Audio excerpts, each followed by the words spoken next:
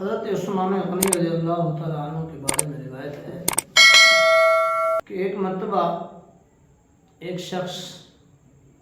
جو کہ بد نظری کر کے غیر محرم عورتوں کی طرف بری نگاہ سے دیکھ کر آپ کی محفل میں حاضر ہوا۔ حضرت عثمان غنی رضی اللہ تعالیٰ عنہ نے نہایت ہی پر جلال لہجہ میں فرمایا کہ لوگ ایسی حالت میں میرے سامنے آتے ہیں، ان کی آنکھوں میں زنا کا اثر ہوتا ہے۔ وہ شخص جس کے بارے میں آپ نے ذکر فرمایا، اس نے جل بھون کر کہا کہ اے امیر المومنین، کیا رسول اللہ صلی اللہ علیہ وسلم کی ذات کے بعد آپ پر وحی اترنے لگی ہے جو آپ میرے بارے میں یہ کلمات کہہ رہے ہیں کہ آپ کو معلوم ہو گیا ہے کہ میری نگاہوں میں زنا کا اثر ہے؟ پیارے امیر المومنین حضرت عثمان غنی رضی اللہ تعالیٰ عنہ نے فرمایا، اے شخص، میرے اوپر وحی تو نازل نہیں ہوتی، لیکن جو کچھ میں نے کہا ہے وہ حق اور سچ ہے، اور ہماری سچی بات تو یہ ہے کہ اللہ تبارک و تعالیٰ نے مجھے ایسی فراست سے نوازا ہے، ایسی نورانی بصیرت عطا فرمائی ہے جس سے میں لوگوں کے دلوں کے خیالات اور ان کے حالات معلوم کر لیتا ہوں۔ اس شخص نے موقع پر اعتراف کیا کہ ہاں، مجھ سے ایسا گناہ سرزد ہوا ہے۔ یہ تو اللہ کے پیارے نبی کے پیارے داماد، دوہرے داماد حضرت عثمان غنی کی ذات کا یہ حال ہے۔ ہم آتے ہیں، میں لوگوں کے حالات ان کو بتا دیتا ہوں، ان کے دلوں کے خیالات پہ آگاہ ہو جاتا ہوں کہ تمہاری یہ حالت ہے۔ یہ شان ہے خدمت گاروں کی، سردار کا عالم کیا ہوگا۔ اسی طریقے سے حضرت عبداللہ بن عمر رضی اللہ تعالیٰ عنہ روایت فرماتے ہیں کہ ایک مرتبہ حضرت عثمان غنی رضی اللہ تعالیٰ عنہ مسجد نبوی شریف میں منبر اقدس پر خطبہ ارشاد فرما رہے تھے۔ اس دوران ایک بد نصیب اور بد خبیث شخص نے آپ کے ہاتھ سے آپ کا عصا مبارک چھین کر اس کو توڑ ڈالا۔ اس کا نام جہجہ غفاری بتایا جاتا ہے۔ تو آپ نے تو اپنے علم اور حیا کی وجہ سے اس ظالم کو کچھ نہ فرمایا، لیکن رب تبارک و تعالیٰ کو اپنے پیارے بندے کی ذات کے ساتھ یہ گستاخی کرنا اس ذات کو گوارا نہ ہوا۔ فرماتے ہیں اس شخص کا وہ ہاتھ،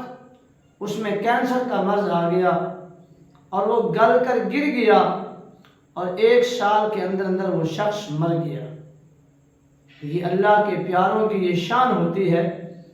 کہ جب ان کے ساتھ کوئی زیادتی کرتا ہے تو وہ اس کا جواب نہیں دیتے، اس کا بدلہ، اس کا جواب میرے رب تبارک و تعالیٰ خود جو ہے کرتے ہیں کہ تو نے میرے بندے کے ساتھ زیادتی کی ہے تو یہ لے اس کا بدلہ۔ تو وہ 1 سال کے اندر اندر ذلیل ہو کے مر گیا۔ اسی طرح حضرت ابو قلابہ رضی اللہ تعالیٰ عنہ روایت فرماتے ہیں، بیان کرتے ہیں کہ میں ملک شام کی سرزمین میں تھا، تو میں نے ایک شخص کو دیکھا جو بار بار یہ صدا لگا رہا تھا کہ ہے افسوس، میرے لیے جہنم ہے۔ آپ فرماتے ہیں کہ میں اٹھ کر اس کے پاس گیا کہ ایسی آواز نکالنے والا کون ہے؟ ماتے جب میں اس کے پاس پہنچا تو کیا دیکھتا ہوں کہ اس کے ہاتھ کٹے ہوئے ہیں، اس کے پاؤں کٹے ہوئے ہیں، آنکھوں سے اندھا ہے۔ تو میں نے جب اس کو دیکھا کہ اب بھی وہ یہی صدا لگا رہا ہے کہ ہے افسوس، میرے لیے جہنم ہے۔ میں نے اس سے پوچھا اے شخص تیرا کیا حال ہے اور تو یہ بات بار بار کیوں کہہ رہا ہے کہ اے افسوس میرے لیے جہنم ہے؟ اس شخص نے کہا کہ اللہ کے بندے میرا حال نہ پوچھ، میں ان بد نصیب لوگوں میں سے ہوں جو حضرت عثمان غنی رضی اللہ تعالیٰ عنہ کو شہید کرنے کے لیے آپ کے مکان میں گھس گئے تھے۔ کہتا ہے کہ جب میں نے تلوار سے حضرت عثمان غنی رضی اللہ تعالیٰ عنہ کی ذات پر وار کرنا چاہا تو آپ کی بیوی صاحبہ نے ڈانٹ کر مجھے شور مچانا شروع کر دیا، تو میں نے اس کے بدلہ میں انہیں ایک تھپڑ مار دیا۔ اس وقت پیارے عثمان نے غنی رضی اللہ عنہ کی زبان سے نکلا کہ اللہ تیرے دونوں ہاتھوں کو کاٹ دے، تیرے دونوں پاؤں کو کاٹ دے